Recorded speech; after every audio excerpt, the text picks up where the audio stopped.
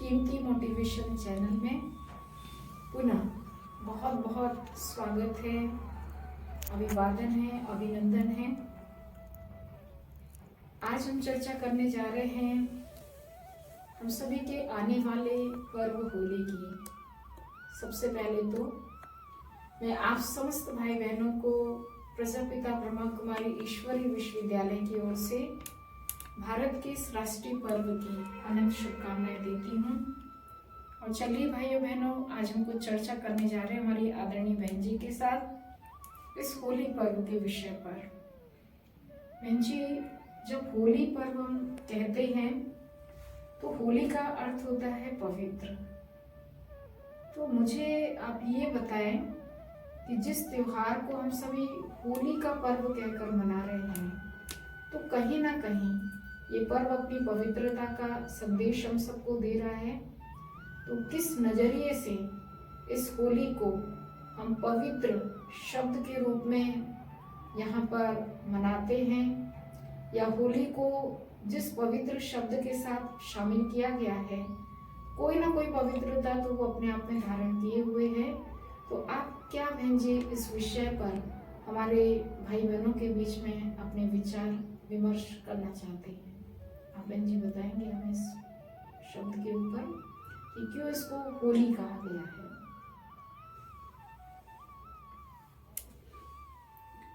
आप सबको होली पर्व की ढेर सारी शुभकामनाएं, बधाई बधाई बधाई हो।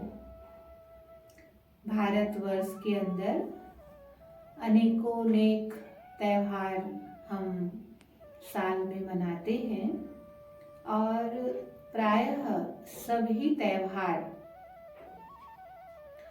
कोई न कोई आध्यात्मिक रहस्य को लिए हुए हैं।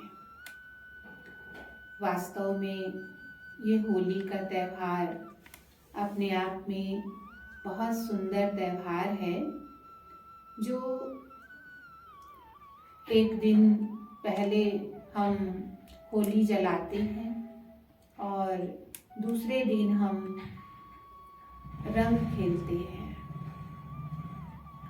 तो वास्तव में सारा जो हम रीति रिवाज मनाते हैं ये स्थूलता में आ गया है, और ये तो कई सुंदर कहानी को भी लिए हुआ है कि कैसे हिरण्यकश्यप को वरदान मिला हुआ था।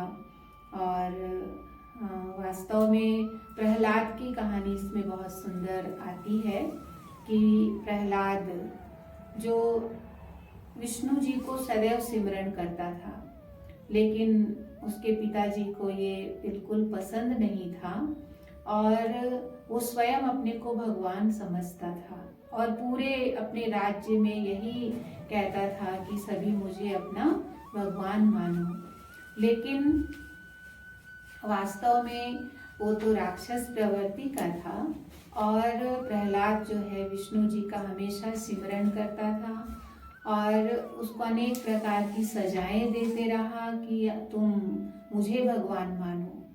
लेकिन बात ऐसे हुआ कि अनेक सजाओं में से एक सजा कि उनकी बहन होलिका को वरदान मिला हुआ था, एक चादर भगवान से वरदान स्वरूप मिला हुआ था, जिसको अगर ओढ़ ले तो वो अग्नि प्रूफ था, वो नहीं जल सकती थी। तो उन्होंने इस तरह से प्रक्रिया अपनाया कि होलिका अपना चादर ओढ़ करके और प्रहलाद को अपने गोद में बिठा ले और उसको अग्नि में समर्पित कर दिया जाए। लेकिन भगवान जिसके लिए कहा जाता है जाको राखे साइया मार सके न कोई, तो उल्टा हुआ, होलिका जल गई और प्रहलाद उस चादर में लपेट करके सुरक्षित रह गया। वास्तव में ये शरीर होलिका है और इस शरीर को चलाने वाली जो हम चैतन्य शक्ति आत्मा है, हम प्रहलाद की तरह आत्मा है। तो वास्तव में हम सभी आत्मा अजर अमर अविनाशी और ये शरीर हमारा जल जाता है। तो इस तरह से इसका यादगार पर्व हम जलाते हैं और साथ साथ आध्यात्मिक रहस्य में परमात्मा हमें ये कहते हैं कि हे मनुष्य आत्माएं, तुम्हारे अंदर जो भी प्रकार की विकृतियां हैं, विकार हैं, बुराइयां हैं, उनको तुम जलाओ। जब हम उसको जलाते हैं तो हम सब आत्माएं अनेक प्रकार के गुणों से सुसज्जित हो जाते हैं और परमात्मा अपने रंग में हमें रंगा लेते हैं। इसी का ही यादगार हम दूसरे दिन रंग खेलने का मनाते हैं। तो परमात्मा के गुणों के रंग में रंगना, और होली का अर्थ होता है पवित्र।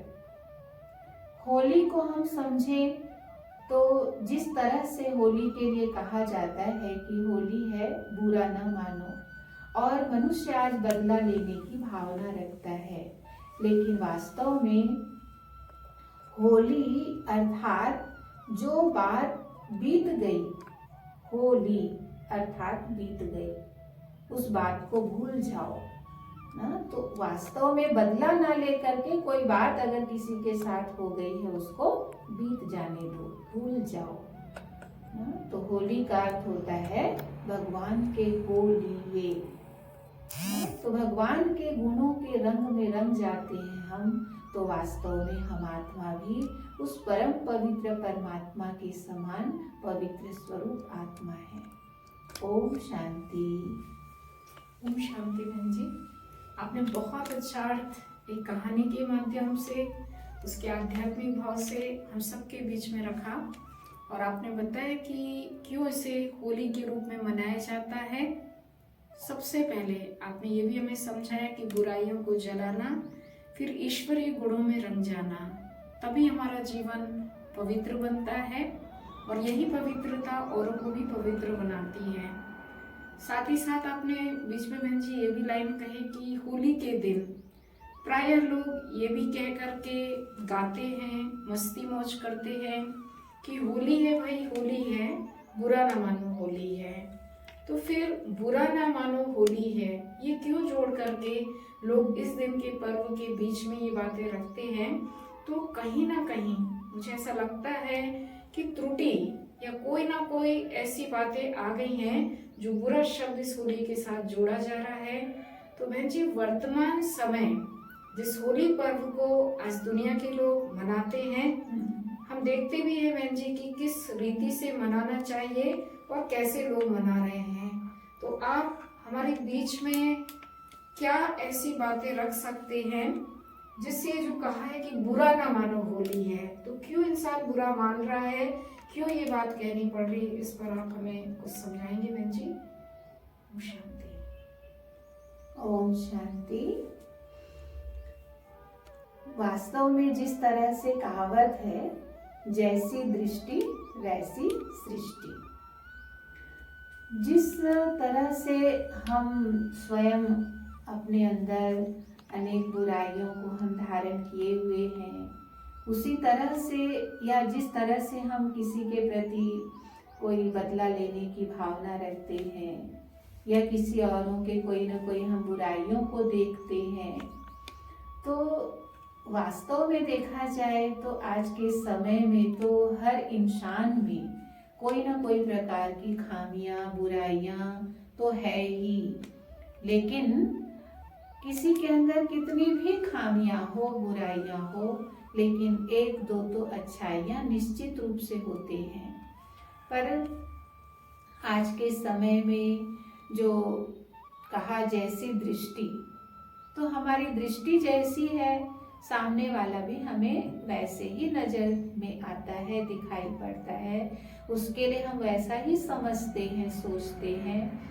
तो वास्तव में परमात्मा हम सबको यही कहते हैं कि किसी के अंदर अगर 100 में 99 कोई बुराइयां हैं, लेकिन अगर एक कोई अच्छाई है, उसको भी हम ढूंढ निकालें और अगर उसको हम देखें, तो अच्छाई को देखने से फिर सामने वाले से कोई अगर हमारे साथ कोई बात हो भी गई है, कुछ बदला लेने की बात हमारे मन में आ भी रहा है, तो वो हमारे अंदर से समाप्त हो जाएगा। वास्तव में कहावत है वसुधैव कुटुंबकम, सारी वसुधा हमारा एक परिवार है।